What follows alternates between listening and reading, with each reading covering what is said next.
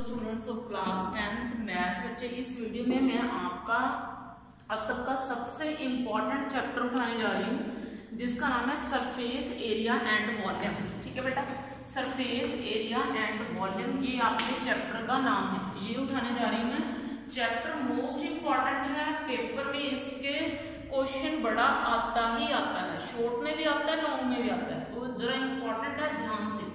और आपका deleted question है इस चैप्टर में से फ्रस्टम ऑफ अ कोन, यानी कि 13.4 एक्सरसाइज वो आपकी डिलीट है। ठीक है, डिलीटेड क्वेश्चन कौन सा है? Frustum of a cone. Repeat कर रही हूँ, बच्चों की बहुत रिक्वेस्ट आती है कि डिलीटेड क्वेश्चन हमें बताया जाए, तो हर एक चैप्टर में मैं आपको बता रही हूँ डिलीटेड क्वेश्चन आपका फ्रस्टम ऑफ कोन 13.4 एक्सरसाइज है। अब बेटा मैं इसमें आपके चैप्टर की इंट्रोडक्शन ले रही हूँ। इंट्रोडक्शन में सबसे पहले आज मैं आपको जो बच्चों को नहीं आता होता 2D एंड 3D कंसेप्ट वो समझाऊंगी कि 2D ज्योमेट्री क्या होती है, 3D ज्योमेट्री क्या होती है, क्योंकि सारा चैप्टर ही आपका 3D ज्योमेट्री के ऊपर डिपेंड है, तो आपको आता होना चाहिए। तो 2D का मीनिंग हो गया टू डायमेंशनल। टू डायमेंशनल पहले आप ध्यान से इनके नेम समझो। ठीक है, टू डायमेंशनल, टू डायमेंशनल के बारे में बात करी गई है, और वहां पे आपका आता है 3D में 3 डायमेंशनल। ठीक है, अगर हम 3D की बात करें तो वहां पे 3 डायमेंशंस आती हैं। ठीक है, और डायमेंशंस किसको बोलते हैं ये आपको पता होना चाहिए। डायमेंशंस का मीनिंग होता है लेंथ, ब्रेड्थ और हाइट, इनको डायमेंशंस बोला जाता है। ठीक है, सबसे पहले आज मैं डिस्कस करूंगी आपका 2D कंसेप्ट। अगर मुझे लगा कि आपको 3D बताना चाहिए तो मैं 3D आपको इसी वीडियो में समझा दूंगी, तो मैं इसको अभी इरेज कर रही हूँ। मैं आपको 2D जो है कंसेप्ट अभी उसी के बारे में बात करूंगी। आपने ये ग्राफ पढ़ा है, ठीक है, जिसके आपने अभी तक बहुत रट्टे लगाए हैं, आपने 5th क्लासेस को रीड करते आ रहे ग्राफ को, है ना। ये ग्राफ में आपको पता है कि ये y नेगेटिव होता है, ये y पॉजिटिव होता है, ये x पॉजिटिव होता है, x नेगेटिव होता है, और यहाँ पे दोनों पॉइंट आपके 0 0 यानी कि मीन्स इसको ओरिजिन बोला जाता है। ये आपको बहुत अच्छे से आता है ना। अब देखो, अब इसका 2D से लिंक क्या है। 2D में सिर्फ 2 डायमेंशंस के बारे में हम बात करेंगे, या तो हम बात करेंगे लेंथ और ब्रेड्थ के बारे में। 2 ही डायमेंशंस आनी चाहिए, 3 डायमेंशंस एट अ टाइम नहीं आ सकती। 3 डायमेंशंस होती है लेंथ, ब्रेड्थ और हाइट, लेकिन हम तीनों डायमेंशंस 2D ज्योमेट्री में डिस्कस नहीं करते, हम डिस्कस करते हैं ओनली 2 डायमेंशंस। या तो आप डिस्कस करोगे लेंथ और ब्रेड्थ, या फिर आप डिस्कस करोगे ब्रेड्थ और हाइट, या फिर आप डिस्कस करोगे लेंथ और हाइट, लेकिन आपके पास डायमेंशंस 2 ही होनी चाहिए। अगर आपने 3 डायमेंशंस कवर की तो वो 3D ज्योमेट्री में आपका सम चला जाएगा और वो हो जाएगा आपका गलत। ठीक है, तो इसलिए आप इसको तो डिलीट ही कर दो, आप at a time only 2 dimensions को लेके चल सकते हो।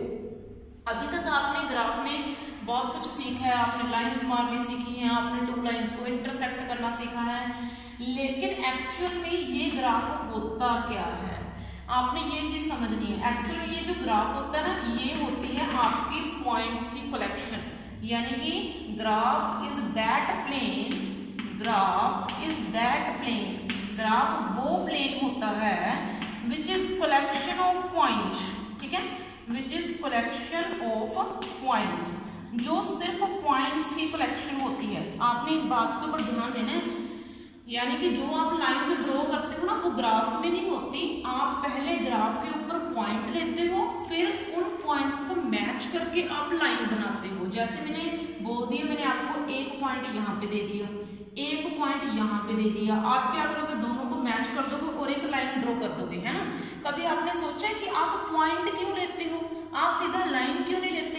क्योंकि इसका रीजन ये है कि आपका ये जो ग्राफ होता है ये आपका एक्चुअली पॉइंट्स की कलेक्शन होती है। पॉइंट्स के अलावा यहाँ पे और कुछ होता ही नहीं, यहाँ पे ओनली पॉइंट्स होते हैं, पॉइंट्स को छोड़ के कुछ नहीं होता इस ग्राफ में। आप पॉइंट्स को मैच करके फिगर बनाते हो यहाँ पे। ठीक है, यानी कि अगर मैंने सर्कल बनाना है, मान लो मैं बनाना चाहती हूँ सर्कल, आपको पता है कि सर्कल एक 2D फिगर है। ठीक है, क्यों? क्योंकि वहां पे रेडियस होता है और उसका सर्कमस्टांस होता है और कुछ नहीं होता है ना। तो मान लो मैं एक सर्कल बना रही हूँ, वो एक 2D फिगर है, उसकी डेफिनेशन क्या होगी अगर मैं इस ग्राफ के अकॉर्डिंग लूँ? मैं बोल रही हूँ कि ग्राफ में एक फिक्स पॉइंट है जो बिल्कुल मूव नहीं करेगा। मैंने क्या बोला? ग्राफ में एक फिक्स पॉइंट है जो इसके आसपास फिक्स लेंथ से, कितनी लेंथ से? फिक्स लेंथ से, इसके आसपास फिक्स लेंथ से, ये मैंने आपको लाइंस इसलिए ड्रॉ करी है क्योंकि ये फिक्स लेंथ को शो करेगी लाइंस, बहुत सारे पॉइंट्स मूव कर रही हैं। ठीक है, मैंने क्या बोला, ये जो बीच वाला पॉइंट है, इस बीच वाले पॉइंट से इससे फिक्स लेंथ के ऊपर यानी कि फिक्स डिस्टेंस के ऊपर बहुत सारे पॉइंट्स मूव कर रहे हैं। मीन्स क्या है? फिक्स लेंथ वर्ड का मीन्स क्या है? मतलब अगर यहां से, अगर ये पॉइंट इस पॉइंट से 3 मीटर दूर है, 3 सेंटीमीटर सॉरी, अगर ये पॉइंट इस पॉइंट से 3 सेंटीमीटर दूर है, यहां से 3 सेंटीमीटर है, यहां से 3 सेंटीमीटर है, यानी कि दूरी हर एक पॉइंट से इस पॉइंट की सेम होगी।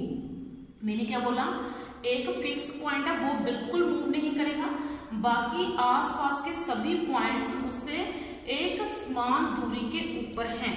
अगर हम इन पॉइंट्स को मैच कर दें, क्या कर दें? मैच कर दें, तो ये आपका बन जाता है सर्कल। ठीक है, और जो फिक्स पॉइंट आपका होता है इसको हम बोलते हैं सेंटर, और जो आपकी तय दूरी होती है हर एक पॉइंट से उसको बोलते हैं हम रेडियस। तो इस तरीके से आपका तैयार होता है सर्कल। इसी तरीके से आपकी 2D की हर एक फिगर तैयार होती है। कोई भी फिगर सीधा जनरेट नहीं की जा सकती। 2D ग्राफ, अब ये ग्राफ को 2D क्यों बोलते हैं? क्योंकि हम इसमें सिर्फ 2 ही एक्सिस लेते हैं, एक एक्स एक्सिस लेते हैं, एक वाई एक्सिस लेते हैं, ओनली 2 एक्सिस की बात करते हैं, इसलिए हम इस ग्राफ को 2D ग्राफ के लिए इसको चुना गया है। ठीक है, अब 2D की कुछ मैं आपको फिगर्स के बारे में समझाऊंगी कि 2D की कुछ फिगर्स हैं।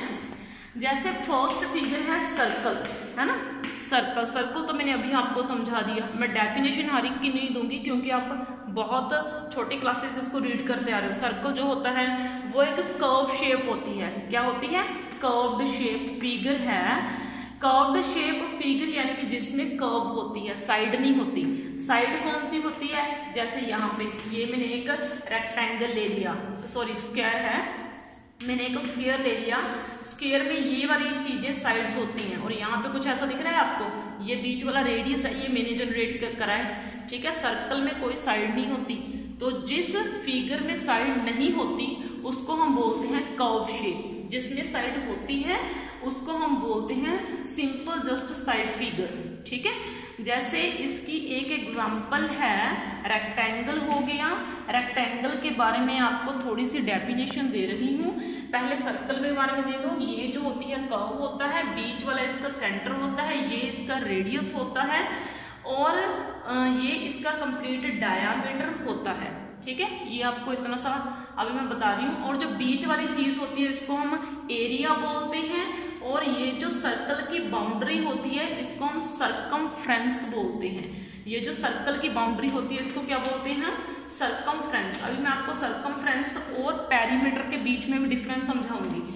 ये जो सर्कल की बाउंड्री होती है इसको क्या बोलते हैं? सर्कमफ्रेंस। बार बार इसलिए रिपीट कर रही हूँ क्योंकि जब मैं पेरीमीटर समझाऊंगी तो आपको डिफिकल्टी आएगी। आगे है रेक्टेंगल। रेक्टेंगल को थोड़ा मैं बड़ा बना रही हूँ कुछ इस तरीके से। रेक्टेंगल में होता क्या है? रेक्टेंगल में लेंथ होती है, ब्रेड्थ होती है, ओनली 2 डायमेंशंस होती हैं, अपोजिट साइड्स इक्वल होती हैं। यानी कि अगर ये आपकी मान लो 10 सेंटीमीटर है तो ये भी आपकी 10 सेंटीमीटर होगी। अगर ये आपकी मान लो 5 सेंटीमीटर है तो ये भी आपकी 5 सेंटीमीटर होगी। अपोजिट साइड्स आपकी इक्वल होती हैं। ठीक है, हर एक एंगल 90 डिग्री का होता है। हर एक एंगल कितने का होता है? 90 डिग्री का। अपोजिट एंगल्स क्या होते हैं? इक्वल। और इसके डायगोनल्स, ये डायगोनल्स होते हैं, एक डायगोनल और दूसरा डायगोनल, दोनों एक दूसरे को बाइसेक्ट यानी कि कट करते हैं। ठीक है, तो ये आपका हो गया रेक्टेंगल। और दूसरे नंबर के ऊपर आपका आता है स्क्वायर, सॉरी थर्ड नंबर के ऊपर आपका आता है स्क्वायर।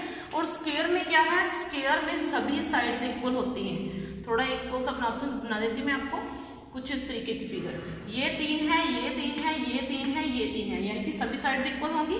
हर एक एंगल आपका 90 डिग्री का होगा, और दोनों डायगोनल्स एक दूसरे को बाइसेक्ट यानी कि मीट भी करेंगे, और दोनों डायगोनल्स इक्वल भी होंगे। डायगोनल्स क्या होंगे? इक्वल भी होंगे।